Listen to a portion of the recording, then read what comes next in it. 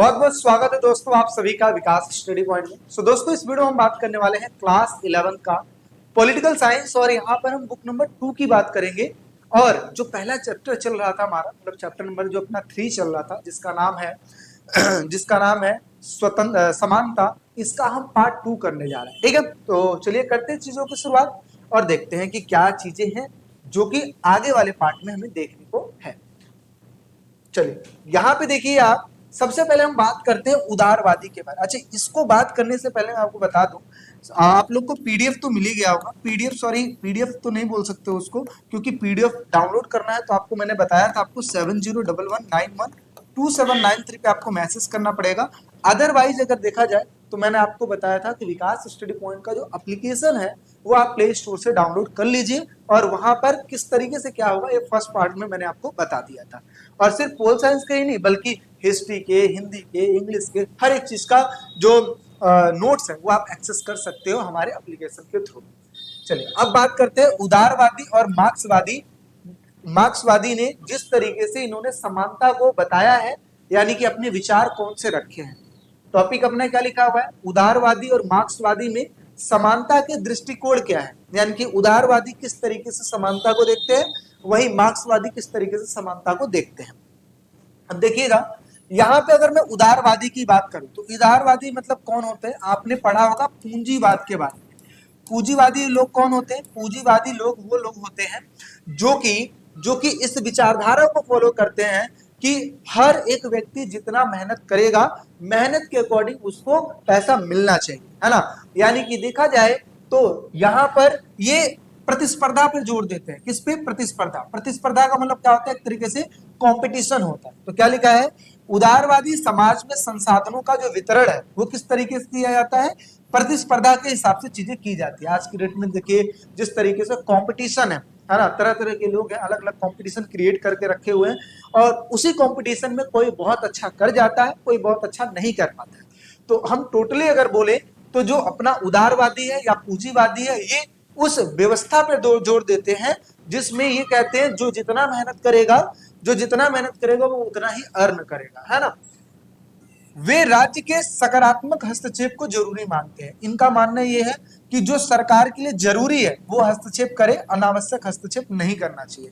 उदारवादी मानते हैं कि खुली प्रतिस्पर्धा के माध्यम से सभी वर्गों से योग्य और व्यक्ति बाहर निकल सकते हैं, मतलब योग्य व्यक्ति बाहर निकल सकते हैं। इसका मतलब यही हुआ कि जिस तरीके से आप देखते हो ना कंपनी में जो इंटरव्यू होता है, इंटरव्यू में उसी व्यक्ति को सिलेक्ट किया जाता है जो व्यक्ति लायक होता है। अच्छा, इससे क्या होगा, इससे अच्छे अच्छे व्यक्तियों का चुनाव हो पाएगा।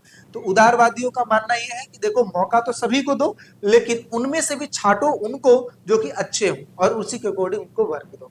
ठीक है, तो उदारवादी ये हो गए। अच्छा, इनके हिसाब से समानता के क्या तत्व हैं, इनका मानना यह है कि व्यक्तियों को उसकी योग्यता के अनुसार पुरस्कार देना चाहिए, यानी कि जो व्यक्ति जैसा है उसके हिसाब से उसके साथ ट्रीट करना चाहिए। प्रतियोगिता के सिद्धांत को ज्यादा फॉलो करते हैं, यानी कि वो एक ऐसा सिद्धांत मानते हैं जिसमें कहते हैं कि अगर कंपटीशन नहीं हुआ ना, अगर हमने सबको एक जैसा समझा तो समझो उसके साथ गलत हो जाएगा जो बहुत अच्छा कर सकता था। समझ में आ रही बात है। आगे, प्रत्येक व्यक्ति के लिए न्यूनतम जीवन स्तर की गारंटी देना इनका एक उद्देश्य होता है, ये मानते हैं। तो हमें ये समझ में आया कि जो उदारवादी पूंजीवाद है ये ज्यादातर कंपटीशन पर ध्यान देते हैं और इसके थ्रू ये अच्छे व्यक्ति को बाहर निकालने की प्रेरणा करते हैं। अब यहीं पे देखिए जो मार्क्सवादी विचारधारा है, मार्क्सवादी विचारधारा को आप साम्यवादी विचारधारा भी बोल सकते हो।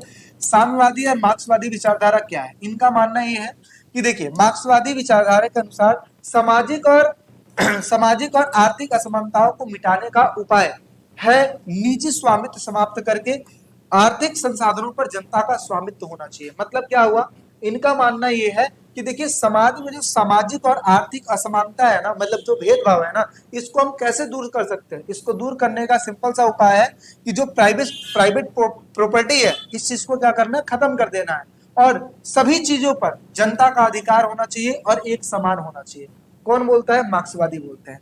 मार्क्सवादी मानते हैं कि समानता की स्थापना के लिए उत्पादन और जो वितरण है इनके संसाधनों पर जो है ना जनता का नियंत्रण होना चाहिए। किसका नियंत्रण होना चाहिए, जनता का। मार्क्सवादी समानता के तत्व कौन से हैं भाई पहला, उत्पादन तथा वितरण के साधनों पर किसका अधिकार होना चाहिए, सरकार का, या फिर किसका अधिकार होना चाहिए, जनता का। सभी को विकास के समान अवसर मिलना चाहिए, ये कौन बोलता है? समाजवादी बोलते हैं, सॉरी मार्क्सवादी बोलते हैं या फिर समाजवादी बोलते हैं। अब देखिए यहाँ पे मैं आपको बता दूं आप सिंपल से क्या समझेंगे, जो उदारवादी हैं और जो मार्क्सवादी हैं, मार्क्सवादियों का मानना ये है, उदारवादियों का मानना है कंपटीशन मतलब प्रतिस्पर्धा, और इनका मानना ये है कि जो भी चीजें हैं समान रूप से बांटना चाहिए, समान रूप से वितरित करना चाहिए, वितरित करना चाहिए। किसका मानना है? मार्क्सवादियों का। तो बस इस चीज को आपको ध्यान में रखना है। चलिए नेक्स्ट बात करते हैं, आगे चलते हैं। अगला देखिए क्या लिखा है, राजनीतिक समानता स्थापित करने के कौन कौन से तत्व हैं या उपाय हैं। राजनीतिक समानता कैसे लाई जा सकती है? तो सबसे पहले मैंने आपको बताया था राजनीतिक समानता का मतलब क्या होता है कि राजनीति को लेकर सबके समानता, जिसमें सभी को वोट देने का अधिकार एक समान मिलना चाहिए, चुनाव में भागीदार होने का अधिकार एक समान मिलना चाहिए, इससे रिलेटेड है। तो देखिए पहली बात करते हैं, राजनीतिक शिक्षा का प्रसार होना चाहिए। ज्यादा से ज्यादा लोग अगर जागरूक रहेंगे तो उनको समझ में आ जाएगा कि राजनीतिक समानता क्या होती है, जिसमें नागरिकों को उनके अधिकारों तथा कर्तव्यों की जानकारी होना चाहिए। कानून का शासन होना चाहिए, जहां पर रूल ऑफ लॉ रहेगा ना तो समझो कि हर एक जगह पे सारा चीज बढ़िया रहेगा। तो सभी के लिए कानून समान रूप से होना चाहिए। अगला है प्रेस की स्वतंत्रता, मतलब जैसे स्वतंत्र मीडिया हो गई, ठीक है, जिसके द्वारा जो है लोगों को ये समझ में आता है कि कौन सी सरकार सही है और कौन सी सरकार नहीं सही है। अगला है लोकतांत्रिक शासन व्यवस्था, जहां पर लोकतांत्रिक शासन व्यवस्था है वहां पर राजनीतिक समानता होगी, क्योंकि हर एक व्यक्ति के पास अपनी एक पावर है, ठीक है, वो चाहे तो किसी सरकार को बना भी सकता है और वो चाहे तो किसी सरकार को गिरा भी सकता है अपने वोट के बदौलत। आगे सार्वभौमिक वैश्य मताधिकार, मतलब क्या हुआ, सभी योग्य नागरिकों को वोट डालने का अधिकार है और जिसकी वजह से राजनीतिक प्रक्रिया में वो शामिल हो सकते हैं। मतलब ये कुछ ऐसे उपाय हैं जिसके द्वारा राजनीतिक समानता को स्थापित किया जा सकता है। पहला हमने पढ़ा राजनीतिक शिक्षा का प्रसार करके, दूसरा कानून का शासन होकर, तीसरा प्रेस की स्वतंत्रता के द्वारा, लोकतांत्रिक शासन व्यवस्था को स्थापित करके, और सार्वभौमिक वैश्य मताधिकार के हिसाब से हम राजनीति में पार्टिसिपेट करवा सकते हैं। सभी लोगों को वोट देने का अधिकार है एक समान, जो भी 18 वर्ष से ऊपर है। अब हम बात करते हैं आर्थिक समानता को किस तरीके से स्थापित कर सकते हैं। सबसे पहले धन का न्यायोचित वितरण करके, मतलब क्या हुआ, अगर समानता आपको स्थापित करना है तो जो आपके पास पैसे हैं, इट मीन जो गवर्नमेंट के पैसे हैं उसको इक्वली अगर देखा जाए तो जनता में डिस्ट्रीब्यूट कर देना या फिर जनता को उसका लाभ देना, ठीक है। लेकिन यहाँ पे आपको समझना ये आवश्यक है कि जो व्यक्ति अमीर है उसको उस चीज का लाभ नहीं दोगे तो भी चल जाएगा, लेकिन जो व्यक्ति गरीब है उसको उस चीज का लाभ दोगे, ठीक है, ज्यादा लाभ दोगे तो उसके लिए फायदेमंद रहेगा, जो कि हम आगे भी हम देखेंगे। तो क्या लिखा है, धन का न्याय संगत वितरण, जिसमें संसाधनों का निष्पक्ष बंटवारा आ जाता है। इसके साथ साथ उत्पादन के साधनों पर नियंत्रण, यानी कि सरकार या फिर समुदाय द्वारा आर्थिक संसाधनों का नियंत्रण होना चाहिए, क्योंकि जब सारी चीजों पर किसका नियंत्रण रहेगा, सरकार का नियंत्रण रहेगा, तो सरकार सबको ना बराबर रूप से देखेगी। कैसे देखेगी? बराबर रूप से देखेगी, ठीक है। आगे अगला लिखा है कि सीमित संपत्ति का अधिकार। इसका मानना यह है कि देखिए अगर सारी संपत्ति किसी एक के पास रहेगी तो जाहिर सी बात है समाज में भेदभाव, अमीरी गरीबी रहेगी। लेकिन अगर इन सारी संपत्तियों को बांट दिया जाए ना, यानी कि सब में डिस्ट्रीब्यूट कर दिया जाए ना, तो ऐसे में क्या रहेगा, अत्यधिक जो संपत्ति रहेगी वो केंद्रीकरण ना होकर विकेंद्रीकरण हो जाएगी, मतलब सबके पास आ जाएगी, ठीक है, जिसकी वजह से समानता स्थापित हो पाएगा। अच्छा, आर्थिक सुरक्षा, जिसमें बेरोजगारी, बीमारी, वृद्धा अवस्था में नागरिकों की सुरक्षा, ये सब चीजें किस में आ जाती है, आर्थिक समानता में आ जाती है। अगला है समान काम के लिए समान वेतन, यानी कि जो व्यक्ति, देखिए इसका कहने का मतलब क्या हुआ, जैसे जो काम महिला और जो पुरुष है, ठीक है, दोनों कर रहे हैं और सेम काम है, तो यहाँ पर जो पैसा है वो बराबर मिलना चाहिए। लेकिन हमने क्या देखा, जैसे लेबरों के रूप में जो काम करती हैं लेडीजों को कम पैसा दिया जाता है, जबकि पुरुषों को उनसे थोड़ा अधिक दिया जाता है। तो ऐसे में आर्थिक समानता स्थापित नहीं हो पाएगी। आर्थिक समानता का मतलब होता है सबको इक्वली रूप से, ठीक है, वो व्यवस्था करना ताकि सबको एक समान लाभ मिल पाए। आगे देखते हैं भारत सरकार द्वारा सामाजिक समानता के लिए किए गए उपाय, मतलब कौन कौन से उपाय किए गए, है ना। तो देखिए कानून के समक्ष समानता, सबसे पहले अनुच्छेद 14 दिया गया है जिसमें लिखा है समानता का अधिकार, सबको एक समान, ठीक है, सबके साथ एक समान व्यवहार होगा, इस चीज का अधिकार दिया गया। तो देखिए क्या लिखा है, सभी नागरिक कानूनों के समान क्या है, बराबर है। ठीक है, कानून के सामने क्या है, सब लोग बराबर है। आगे क्या लिखा है, अस्पृश्यता का अंत। पहले भेदभाव होता था, छुआछूत, है ना, कोई बड़ा व्यक्ति छोटे को नहीं छूता था, मतलब बड़ी जाति का व्यक्ति छोटे जाति के व्यक्ति को नहीं छूता था। तो ऐसे में जो छुआछूत चलता आ रहा था, जो अस्पृश्यता थी, इसको खत्म कर दिया गया। आरक्षण का प्रावधान दिया गया, जिसमें संसद और विधानसभाओं में अनुसूचित जाति भी खड़ी हो सकती है और अनुसूचित जनजाति भी खड़ी हो सकती है। ठीक है, इसके साथ साथ सरकारी सेवाओं में आरक्षण दिया गया, जैसे एसटी, एससी और अन्य पिछड़े वर्ग को आरक्षण दिया गया। अगला क्या लिखा है, स्थानीय शासन में महिलाओं का आरक्षण, जैसे पंचायतों तथा नगर निकायों में, ठीक है, महिलाओं के लिए 33% सीटें आरक्षित कर दी गई हैं, और जो कि अनुच्छेद 73 और 74 में प्रावधान किए गए हैं। तो इसके द्वारा भारत सरकार ने ना समानता को स्थापित करने के ये सारे उपाय बना रखे हैं। ठीक है, चलिए आगे बात करते हैं। अब टॉपिक आता है अपना समाजवाद। अभी जस्ट हमने ऊपर क्या पढ़ा, समाजवाद या साम्यवाद के बारे में हमने पढ़ा। परिभाषा की बात कर लेते हैं। समाजवाद का अर्थ है असमानताओं को न्यूनतम करना। न्यूनतम करने का मतलब क्या हो, देखिए असमानताएं एक बैग खत्म नहीं की जा सकती है, नहीं होगी भाई, सिंपल सी बात है, क्योंकि जितनी ज्यादा जनसंख्या उतना ज्यादा असमानता। तो क्या किया जा सकता है, इसको कम से कम किया जा सकता है। तो क्या लिखा है, समाजवाद का अर्थ है असमानताओं को न्यूनतम करना और संसाधनों का न्यायोचित वितरण करना, यानी जो संसाधन है उसको उचित रूप में, बराबर रूप में सबने बांट देना। ठीक है, भारत के प्रमुख समाजवादी जो चिंतक है, जिनका नाम है राम मनोहर लोहिया, ठीक है, इनके प्रमुख चिंतक हैं। इनका क्या मानना है भाई, देखिए इनके मूल विचार क्या थे। समाजवाद तथा मार्क्सवाद के अनुसार आर्थिक असमानता सामाजिक विशेषाधिकार को बढ़ावा देती है। मतलब अगर अगर ऐसा हुआ कि आर्थिक असमानता अगर समाज में है, मतलब भेदभाव समाज में है, तो इसकी वजह से जो सामाजिक विशेषाधिकार है, इस चीज को बढ़ावा मिलता है। विशेषाधिकार का मतलब किसी को विशेष समझना। अब फॉर एग्जाम्पल की अगर मैं बात करूं, अब जैसे एक अमीर है, एक गरीब है, ठीक है, अब आपकी नजर में क्या है, ये अमीर है, मतलब ये काफी अच्छा है, भेदभाव करोगे कि नहीं करोगे, उसको एक अलग चेयर दोगे, एक गरीब को एक अलग चेयर दोगे, उनके लिए कुछ खाना अलग सर्व करोगे, दूसरे के लिए अलग सर्व करोगे। तो मतलब अमीरों को आप क्या दे रहे हो, विशेषाधिकार दे रहे हो। और ये तभी होता है जब आर्थिक असमानता होती है। लेकिन अगर अगर आप सबको इक्वली देखो, एक समान ट्रीट करोगे। इसीलिए इनका मानना है कि सारी चीजें गवर्नमेंट के अंडर होनी चाहिए, जो कि इक्वली सबको एक जैसा मानती है, चाहे वो दलित हो, चाहे कोई कितना भी ऊपर वाला कास्ट का हो, सबको एक समान मानती है। ठीक है, समान अवसर से आगे बढ़कर आर्थिक संसाधनों पर निजी स्वामित्व तो नहीं, बल्कि जनता का नियंत्रण आवश्यक है, यानी कि जनता का नियंत्रण होना चाहिए उन चीजों पर। किसका नियंत्रण, जनता का नियंत्रण। ठीक है, चलिए आगे बढ़ते हैं।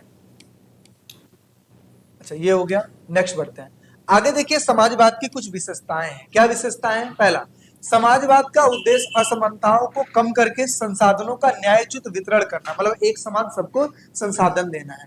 शिक्षा और स्वास्थ्य जैसे क्षेत्रों में सरकारी नियंत्रण का समर्थन करना, मतलब मैंने बताया ना, इनका मानना है कि हर एक चीज पे जब सरकार का नियंत्रण रहेगा तो सरकार सबको एक जैसा देखे। ठीक है राज्य की नीति तथा समाज के कल्याण के लिए बनाई जाती है। अगर सरकार किसी भी चीज पे नीति बनाती है तो सबको एक समान ध्यान में रख के बनाती है। ठीक है, आगे समाजवाद सभी को समान अवसर सम्मान देने के जोर में रहते हैं, यानी कि इनका मानना यह है कि सबको एक समान समझो, सबको एक समान अवसर भी दो, और इसके साथ साथ सबको एक साथ सम्मान भी। ठीक है, राम मनोहर लोहिया जो थे, इनके द्वारा 5 जो ऐसी बातें बोली गई हैं जो कि प्रमुख असमानताएं हैं। जैसे पहला, भेदभाव कैसे होता है, स्त्री और पुरुष में भेदभाव होता है। कहने को तो सब समान है, लेकिन फिर भी कहीं ना कहीं स्त्री और पुरुष में लेकर भेदभाव हो जाता है। आगे, चमड़ी के रंग पर आधारित असमानता, इसको भी जल्दी हम ये तो कह सकते हैं कि इसमें भी नियम है, कोई ऐसा नहीं कर सकता, लेकिन करने वाले तो करते हैं कि तुम काले हो, वो गोरा है, इस तरीके की चीजें चलती हैं। जातिगत असमानता, कई बार कास्ट भी पूछा जाता है, आप कौन से कास्ट है, इससे उससे उनसे भी चीजें हो जाती हैं। एक देश के दूसरे देश पर औपनिवेशिक शासन, कई बार ऐसा भी होता है कि एक देश दूसरे देश पे कब्जा कर लेता है, तो तरह तरह की चीजें व्यवहार करने लगता है कि हमने तुम पे कब्जा किया है तो हम तुमसे अलग हैं, और सामने वाले के साथ भेदभाव करने लगता है। आगे, आर्थिक असमानता। आर्थिक असमानता जैसे कि मैंने आपको बताया, स्त्री और पुरुष सेम काम को कर रहे हैं, तो ऐसे में पुरुषों को अधिक सैलरी या महिलाओं को थोड़ी कम सैलरी दी जाती है। आज भी ये मेंटालिटी लोगों के अंदर है। तो ये होगी इसकी विशेषताएं, जिसमें राम मनोहर लोहिया ने 5 बातें बोली है। चलिए अब बात करते हैं समानता को कैसे प्रोत्साहित किया जा सकता है। प्रोत्साहित का मतलब होता है कैसे बढ़ावा दिया जा सकता है। सबसे पहले संविधान इस चीज को बढ़ावा देता है, क्योंकि संविधान में सारी बातें लिखी गई हैं। संविधान समानता को सबसे मजबूत सुरक्षा देता है और इसके द्वारा सभी नागरिकों के बराबर समझा जाता है। दूसरा, कानून का शासन, यानी कि समानता तभी संभव है जब कानून सभी पर समान रूप से लागू होता है, न कि कोई बड़ा न तो कोई छोटा। ठीक है, इस तरीके की चीजें अगर ना हो, सब चीजें बराबर हो, तो समझो कि वहां पे सारी चीजें ठीक है। तो कानून का शासन भी मिलता है जिसके द्वारा कोई बराबर, कोई मतलब समझो कि कोई छोटा कोई बड़ा, ऐसी चीजें नहीं हो पाती है। अगला है शक्तियों का विकेंद्रीकरण। सरकार ने क्या किया है, सरकार ने शक्तियों को विकेंद्रीकरण किया, यानी कि ज्यादा से ज्यादा लोगों को ना शक्ति डिस्ट्रीब्यूट कर दी गई, जिसकी वजह से अमीरी गरीबी या ज्यादा विशेषाधिकार ये सब चीजें नहीं हो पाई। देखिए, एक कहते हैं शक्तियों का केंद्रीकरण कर देना, केंद्रीकरण मतलब सारी शक्तियों को किसी एक व्यक्ति को दे देना, और एक होता है विकेंद्रीकरण कर देना जिसमें शक्तियों को बांट देना, है ना, ये आता है। सत्ता का बंटवारा, जैसे केंद्र सरकार, राज्य सरकार, ठीक है, स्थानीय स्तर पे अगर देखा जाए तो बांट दी जाती है। होने से हर व्यक्ति, हर समूह को निर्णय लेने में एक भागीदारी मिलती है और जिससे समानता बढ़ती है। अगला क्या लिखा, प्रेस, स्वतंत्र प्रेस। एक स्वतंत्र प्रेस गलतियों को उजागर करती है और लोगों को अपनी बात खुलकर कहने का अधिकार देती है। बिल्कुल सही बात है। समानता को कई बार प्रेस वाले उजागर करते हैं ना, कि यहाँ पे भेदभाव हो रहा है, तो फिर उस पर कार्रवाई की जाती है। आगे, इससे न्याय तथा समानता दोनों को एक तरीके से मजबूती मिलती है। तो संविधान, कानून का शासन, शक्तियों का विकेंद्रीकरण और स्वतंत्र प्रेस, ये सब चीजें जो होती हैं, ठीक है, ये इसलिए बनाई गई है ताकि भेदभाव ना हो पाए और समानता को बढ़ावा मिल पाए। अच्छा, अब देखिए यहाँ पे एक चीज मैं आपको बता दूं, ये वाला टॉपिक ज्यादा इंपॉर्टेंट है। कई बार ऐसा भी होता है, आपने सुना होगा, समानता जहां पर है, समानता जहां पर है वहीं पर न्याय होता है, लेकिन कई जगह पर ऐसी चीजें फॉलो नहीं होती है। आप कहोगे कैसे, मैं आपको बताता हूँ। कई सिचुएशन में भेदभाव करके भी समानता को स्थापित किया जा सकता है। ठीक है, कैसे, कई सिचुएशन में भेदभाव करके भी समानता को स्थापित किया जा सकता है। जैसे कि आप इस फोटो में देख सकते हो कि यहाँ पर 3 लोग हैं, ठीक है, एक सबसे बड़ा, एक उससे छोटा और एक सबसे छोटा। यहां पर अगर समानता का मतलब समझे, इट मींस अगर 3 बॉक्स हैं तो तीनों को एक एक करके दे दिया जाए, है ना, इसका मतलब होता है समानता। लेकिन लेकिन हमारा समाज क्या कहता है, हमारा समाज कहता है अमीर और अमीर बनेगा, मतलब जिसकी हाइट अच्छी खासी है, जो स्टेडियम में देख सकता है, उसको और बॉक्स दे दो, वो और अच्छे से देखे। जो नहीं देख सकता, उसको और नीचे कर दो। और जो मिडिल क्लास है वो तो भाई यहाँ पर भी ठीक है, यहाँ पर भी ठीक है, यहाँ पर भी ठीक है। लेकिन हमारा संविधान क्या कहता है, हमारा संविधान कहता है समानता का मतलब होता है जो उस लायक है, जिसको उस चीज की जरूरत नहीं है उसको ना दो। इसीलिए जनरल लोगों को आरक्षण नहीं दिया गया, जबकि जिसको जरूरत है थोड़ी सी चीज की उसको थोड़े में दो, और जिसको ज्यादा में जरूरत है उसको ज्यादा दो। अच्छा, यहाँ पे आप इक्वालिटी देखिए, सबको इक्वल दिया गया, तो ये देख ले रहा है स्टेडियम में, ये देख ले रहा है, ये देख पा रहा है, बिल्कुल नहीं देख पा रहा है। लेकिन दूसरे जहाँ पे आपने संविधान में देखा, क्या संविधान ये कहता है कि आप ऐसा दो ताकि जो कम है उसको ज्यादा, जो नहीं है उसको बिल्कुल, मतलब जिसको जरूरत ही नहीं उसको मत दो। तो ऐसे में आप देखेंगे तीनों बराबर है और तीनों स्टेडियम में देख पा रहे हैं, यानी कि संविधान हमारा सही निर्णय लेता है। आगे, लेकिन हमारा समाज क्या कहता है, जो अमीर है या जो देख सकता है उसको और ऊपर कर दो, और जो नहीं देख सकता उसको और नीचे कर दो। इस तरीके की चीजें चलती है हमारे समाज में मेंटालिटी। ठीक है, तो भेदभाव करके भी कई सिचुएशन में समानता को स्थापित किया जा सकता है। जैसे आप देखते हो लिफ्ट, लिफ्ट बनाया गया, किसके लिए बनाया गया, ऐसे लोग जो कि डिसेबल है, ठीक है, जो नहीं चढ़ सकते सीढ़ियों के द्वारा, उनके लिए लिफ्ट बनाया गया है। अब ऐसे में आप ये नहीं कह सकते हो कि नहीं नहीं हमारे साथ तो भेदभाव हुआ है, हमें भी तो लिफ्ट चाहिए था। क्यों, आपके पास पैर है, आप सीढ़ी के द्वारा जा सकते हो, लेकिन वो नहीं जा सकता, इसलिए लिफ्ट। अब ऐसे में भेदभाव करके भी समानता को स्थापित किया जा सकता है। क्या लिखा हुआ है, कभी कभी समाज के कमजोर, पिछड़े, वंचित समूहों को आगे लाने के लिए सकारात्मक भेदभाव करना भी जरूरी है। ठीक है, यानी उन्हें विशेष सुविधाएं देने की जरूरत है, अतिरिक्त अवसर देकर समाज में बराबर लाने की कोशिश की जाती है। जैसे आप इस इमेज में देख रहे हो कि इसको ज्यादा महत्व देकर तीनों को बराबर में लाने की कोशिश की गई है। ठीक है, अच्छा, इससे क्या होता है, जो लोग ऐतिहासिक रूप से पिछड़े रह गए हैं उन्हें आगे बढ़ने का एक मौका मिलता है, समाज में अवसरों की बराबरी मिलती है, इक्वल अपॉर्चुनिटी मिलती है, सभी लोगों की स्थिति धीरे धीरे समान हो जाती है, उदाहरण के लिए ST SC OBC जैसे आरक्षण हो गए, ठीक है, इनको आरक्षण दिया गया है। महिलाओं को शिक्षा, नौकरी और स्थानीय शासन में आरक्षण दिया गया है। गरीबों के लिए छात्रवृत्ति वो चीजें हैं जिसमें स्कॉलरशिप मिल जाता है। इस विशेष सुविधाओं से वे लोग भी आगे आ पाते हैं जिन्हें पहले अवसर नहीं मिला है। अच्छा, इसी तरह सकारात्मक भेदभाव के माध्यम से समानता स्थापित की जाती है, ठीक है। ये सकारात्मक भेदभाव करके आप समानता को स्थापित कर सकते हो। तो अगर आप चाहो तो इस जगह पे आप ये भी लिख सकते हो, सकारात्मक भेदभाव करके समानता को स्थापित किया जा सकता है, ठीक है। चलिए अब नारीवादी के बारे में समझ लेते हैं, बस यही है, खत्म है टॉपिक। अब समझिए नारीवाद क्या है। नारीवाद का मतलब क्या होता है, ऐसे लोग जो कि स्त्री और पुरुष को एक समान समझना चाहते हैं, ठीक है। वो इनकी विचारधारा है कि चाहे स्त्री हो चाहे पुरुष हो, दोनों को एक समान समझो। तो देखिए क्या लिखा है, नारीवादी वह सिद्धांत जो कि स्त्री और पुरुष को समान अधिकार देने की बात करते हैं। जैसे पहले चलता था पितृसत्ता, जिसमें पुरुष प्रधान व्यवस्था थी के कारण महिलाओं को कम अधिकार मिलते थे और उन्हें कई सारे क्षेत्रों में पीछे रखा गया। और नारीवाद कहते हैं कि स्त्री पुरुष के बीच में हर प्रकार का भेदभाव खत्म होना चाहिए, ठीक है। किसी प्रकार का कोई भेदभाव स्त्री और पुरुष में नहीं होना चाहिए। पितृसत्ता व्यवस्था महिलाओं की अधिकारों को सीमित करती है। उनका मानना यह है कि अगर पितृसत्ता चलेगी तो यहाँ पर महिलाओं के अधिकारों को, ठीक है, उतना महत्व नहीं दिया जाएगा। इसी वजह से ये चीजें को खत्म करना चाहिए और इसलिए बदलाव लाने की जरूरत है, ठीक है। ये किसका मानना है, नारीवादी का मानना है। इसके बाद ये लास्ट, हाँ अच्छा, ये टॉपिक और बचा हुआ है। अभी भी देश में मौजूद कुछ असमानताएं हैं। जैसे पहला, आय की असमानता, जैसे मैंने आपको बताया अमीर और गरीब के बीच बहुत बड़ा अंतर देखने को मिल जाता है। लैंगिक असमानता, जिसमें स्त्री और पुरुष में भी कई बार होता है ना कि आज भी अगर देखा जाए तो भ्रूण हत्या होती है, ठीक है। इनकी पेट में ही चेक करवा लेना कि स्त्री है, लड़का है कि लड़की है, ठीक है, उस हिसाब से क्या करते हैं, मरवा देते हैं। ऐसा चीज समाज में बेशक ये दिखाई ना देता हो लेकिन होता है, ठीक है।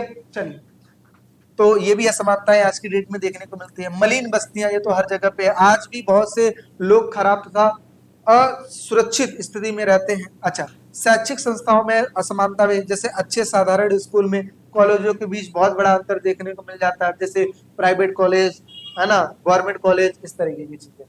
अब स्मरण योग्य रखने बात क्या है, अभी जैसे मैंने सबसे ऊपर ही बताया, उदारवादी क्या कहते हैं। उदारवादियों का मतलब ये होता है कि भाई स्वतंत्रता दो, बराबरी दो। बराबरी मतलब एक तरीके से मौका तो सबको दो, लेकिन होगा कंपटीशन, यहाँ पे क्या होगा, कंपटीशन, ठीक है। और इनकी जो विचारधारा है ये पूंजीवाद की विचारधारा से बिल्कुल मैच करती है, ठीक है। वे लोग जो मानते हैं जो मेहनत करता है, जो समझ से कमाए वही सफल हो सके और संपत्ति कमाने की आजादी सबको होनी चाहिए। तो ये दोनों की विचारधारा एक जैसी है। वहीं पे मार्क्सवादी विचारधारा मैंने बताया था, गरीबी और अमीरी को खत्म करना चाहते हैं, असमानता को खत्म करना चाहते हैं और सबको संसाधनों का सबका एक साझा वो देखना चाहते हैं। और वहीं पे जो समाजवाद है, वे लोग चाहते हैं कि संपत्ति संसाधन सबके बीच में बंटवारा एक जैसा हो, अमीर गरीब का जो फर्क है ये ना हो। तो इसका मतलब मार्क्सवादी और समाजवादी एक है, उदारवादी और पूंजीवादी एक है। नारीवाद तो मैंने आपको बता ही दिया, स्त्री और पुरुष को बराबर अधिकार मिलना चाहिए, इस चीज के ये समर्थन में है। और इस तरीके से आपका जो चैप्टर है ये हो जाता है ओवर। तो ये वाला चैप्टर, थर्ड चैप्टर भी आपका ओवर मैंने करवा दिया है। हिस्ट्री का भी लमसम 5 चैप्टर हो ही चुका है, उसके बाद का जो चैप्टर है वो भी अपलोड होएगा। तो आई होप आपको सारी चीजें अच्छी लगी होगी, अच्छे से समझ में आया होगा। किसी प्रकार का कोई दिक्कत है, डाउट है, परेशानी है, तब जरूर कमेंट सेक्शन में कमेंट कीजिएगा। बाकी नोट्स वगैरह के बारे में तो आपको बता दिया है। और इसके अलावा पीडीएफ में चाहिए तो 7011912793 पे आप मैसेज कर सकते हैं। कॉल मत कीजिएगा, सिर्फ मैसेज कीजिएगा, डिस्क्रिप्शन में नंबर है। चलिए फिर मिलते हैं एक नेक्स्ट वीडियो में, अभी के लिए टेक केयर, बाय बाय।